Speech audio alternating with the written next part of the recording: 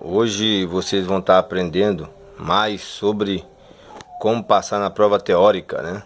Porque você sabe muito bem que não é tão fácil passar na prova teórica. A gente pensa que tem umas informações ali que a gente sabe, mas muitas das vezes tem umas pegadinhas lá que acaba não alcançando a quantidade exata de pontos, que o mínimo é 21 pontos, né? 70% aí das questões tem que ser acertada. E com certeza 21 pontos aí não é tão fácil, porque eu já vi pessoas aí, aluno que realmente tem conhecimento, mas não é o dia dele por causa que não prestou atenção, por causa do tempo, e até mesmo porque não estudou os pontos das perguntas da prova que cai mais. Então eu vou passar para vocês aqui as perguntas de prova que cai mais na prova teórica, né, para passar de primeira. Quem tá falando aqui é Zacarias Sucesso, instrutor de trânsito. E eu vou estar tentando fazer aí o melhor para vocês, para que vocês possam entender, né, o que realmente vai cair na prova, que é o principal. Então, com certeza, você que quer passar de primeira aí, dá um like, né? Dá um like aí que é poder passar de primeira. Legislação de trânsito. Tem umas perguntas de prova aqui para vocês que eu quero lançar, né? Primeiramente, tem aqui, ó, CRLV. Qual é a diferença? Né, que eles perguntam pra gente lá na prova. Você só fala isso, ó. O CRLV, se é obrigatório andar com ele ou não, né? Ou o CRV é obrigatório. O CRLV, toda vez que tiver L, né? Toda vez que tiver L, você bota na prova que é obrigatório andar com ele. Se tiver CRV, não é obrigatório, não tem L, ó. Então, ou então DUT, né? Então a mesma coisa, CRV, DUT é a mesma coisa. Documento único de transferência, certificado do registro do veículo, né? No caso de transferência do veículo, você vai lá, pega lá esse documento para fazer aí a transferência. Então a pergunta de prova aqui é isso. Toda vez que eu fizer uma transferência do veículo, o que é que eu devo me preocupar?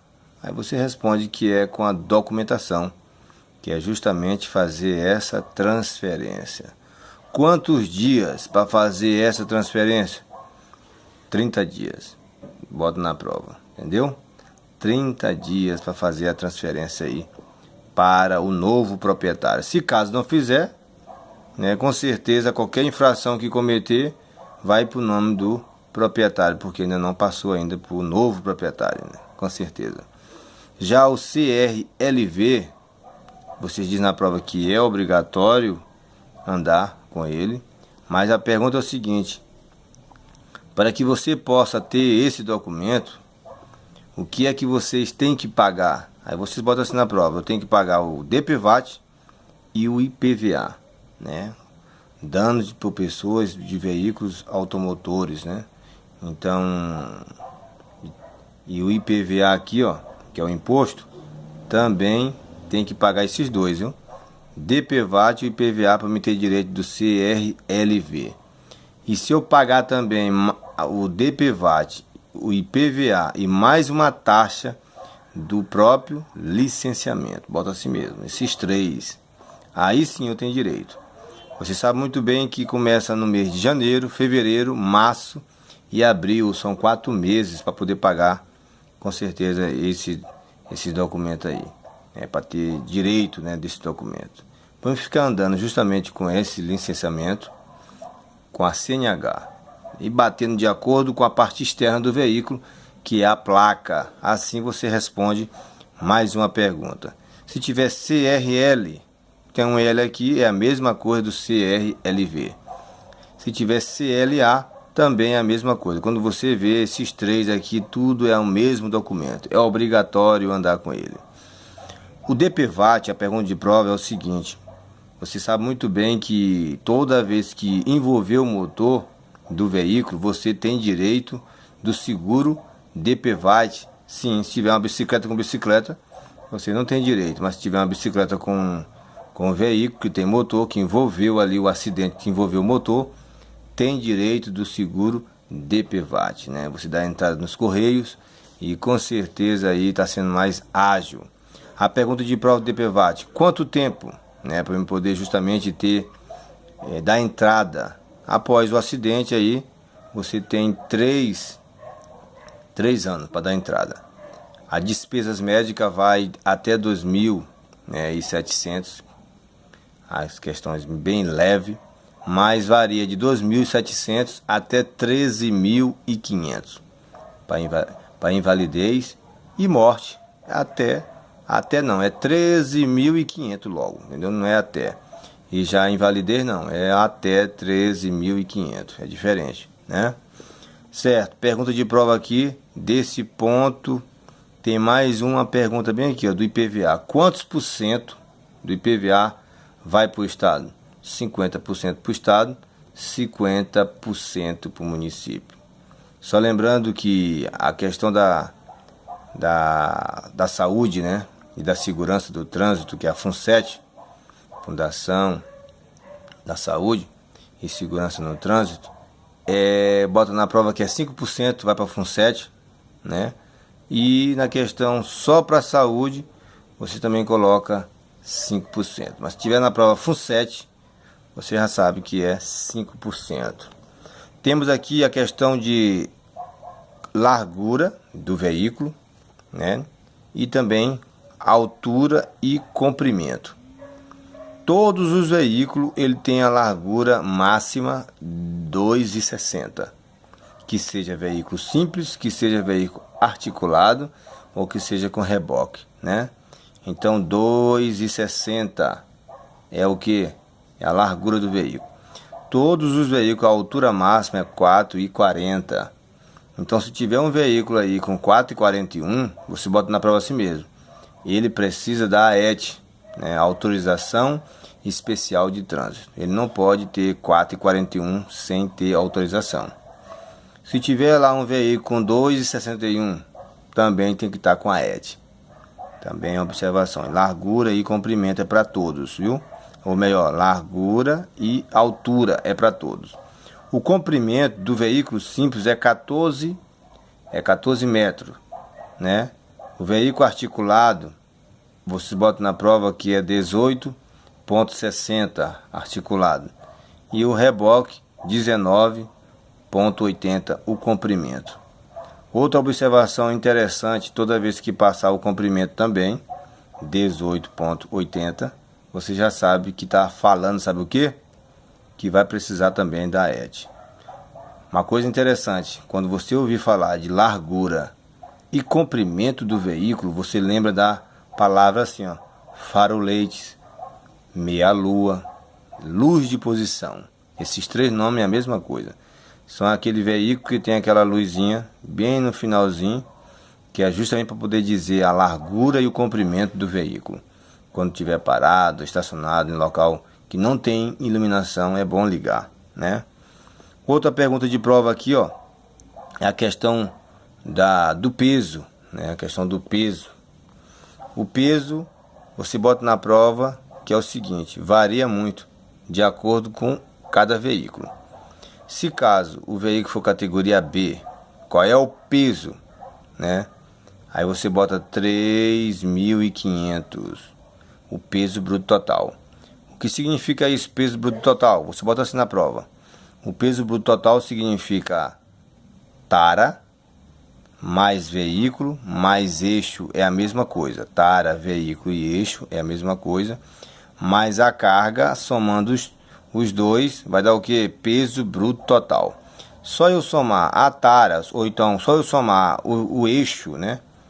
Aí vai dar, com certeza, aí mais a carga, vai dar o peso bruto total. Se eu realmente posso estar conduzindo ou não o veículo. Se for categoria B, o peso bruto total é 3.500, né? 3.500. Quando falar na questão do eixo isolado, né, que ele pergunta na prova, o peso do eixo isolado, você diz que é 10 toneladas. Mas se for combinado, você diz que é, sabe quanto? 45 toneladas. Né, combinado. Mas se for isolado, o eixo máximo aí é de 10 toneladas. O peso bruto total, viu? Toda vez que falar em em 10 toneladas, eu posso também falar em veículo de grande porte. Quando falar assim 10 toneladas, veículo de grande porte. Quando falar veículo com 20 pessoas, significa também de grande porte. E quando falar mais de 3.500, também é considerado veículo de grande porte. Você sabe que os veículos de grande porte têm que ficar sempre do lado direito, né? Sempre do lado direito da via. Vamos ver uma observação da categoria aqui, ó. Categoria B, C, D e E. Então aqui é um grupo, viu? O outro grupo é só a categoria A, sozinho, isolado. A categoria A é outro grupo. Nessa categoria A também tem a ACC. Significa veículo de quantas rodas? De 2 ou 3 rodas. Esse outro grupo aqui é de quantas rodas? De 4 ou mais, né? Que no caso é B, C, D e E. No grupo de 2 ou 3 rodas, que no caso é ACC também, faz parte, a cilindrada é quanto? 50 cilindradas. Então, não precisa de CNH, só precisa da autorização. A autorização para ciclo motor, ACC. Agora, se for realmente a A, né? Aí sim, dependendo da cilindrada, independente da cilindrada, a A está resolvendo. Então, realmente é a CNH. Eles estão querendo botar, né, com certeza dividir aí em A1, A2 e A3, né? A1 até 50 cilindradas. A2 vai até 300 cilindradas. E A3 vai até 700 cilindradas. Tem que passar um ano com a A1 para passar para qual? Para A2. Não ter cometido nenhuma infração grave ou gravíssima, né? Aí vai poder passar para A2, da A2 pode passar para A3. Então aproveita, porque ainda não foi ainda decretado o início de imediato. Aproveita e tira logo a sua A, né? Logo a sua A. Na questão aí da categoria B, você pode estar conduzindo veículo de 3.500 e a quantidade de pessoas são 8, sem contar com o condutor, viu? Então o preço total dele vai dar 3.500. É por aqui você vai saber se você realmente pode estar conduzindo ou não. Na categoria C, você percebe que a quantidade de pessoas são a mesma, são 8 pessoas, né? 8 pessoas. Mas o peso bruto total é mais de 3.500, diferente, mais de 3.500 e menos do que 6.000. Então pode ser 5.999, 3.500 e menos do que 6.000, entendeu? Se chegar a 6.000 já passa para a categoria E, viu? Então a quantidade de pessoas também é 8. Mas toda vez que falar em C, lembra logo de carga, viu? Esse peso aqui é para carga. Na categoria D, você percebe que a quantidade de pessoas, né, a diferença aqui, ó, da categoria C para D, tá onde? Aqui, ó, na quantidade de pessoas. Na C é 8, na categoria D mais do que 8, mais do que 8. E o peso bruto é quanto? Igualzinho. Pode ver que é igual. Mais de 3.500 e menos do que 6.000.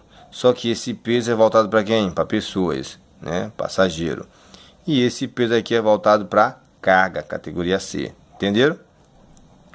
A categoria E é mais do que 8 e mais do que 6.000. 6.000 ou mais já é categoria E. Entendeu? Quanto tempo da categoria B para a categoria C? 1 ano. Após você tirar a sua PPD, né? Tirei a minha PPD aqui, a permissão. Tirei a permissão. Após 1 ano eu recebo o que? A CNH, que no caso é a categoria B. Após 1 ano para a categoria o que? C. Da B para C, 1 ano. Da C para D, outro ano. Eu posso pular da B para D? Sim, esperando 2 anos.